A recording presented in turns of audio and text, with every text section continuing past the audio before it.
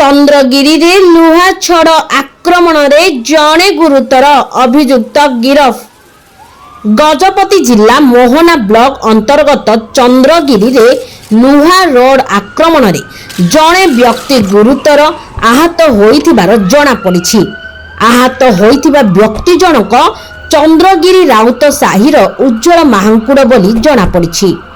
सूचना मुताबक चंद्रगिरी राउत साहिर किशोर प्रधान व उज्जवल महांकुड़ मध्य कौन कारण नहीं गंडगोल होइथिला।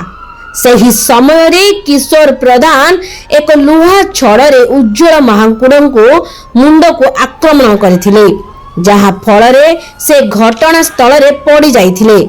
सेठारु उज्जवल को स्थानीय लोके उद्धार करी चिकित्सा निमंते चंद्रगिरी ठारे थिबा गोष्ठी स्वास्थ्य केन्द्र रे भर्ती करथिले। सेठारे तांकर अवस्था गुरुतर हेबारु डॉक्टर तांकु ब्रह्मपुर स्थित महाराजा कृष्णचंद्र गजपति भेषज महाविद्यालय को स्थानांतर करथिले।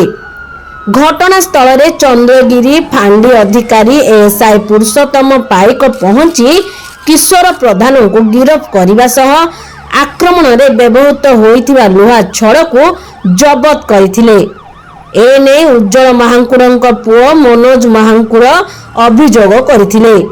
उक्त अभियोग भित्ति करी मोहना थाना केस नंबर 169/24 भारतीय न्याय संहितार 126(2) व 109(1) क्लोज रे मामला रुजु होइछि।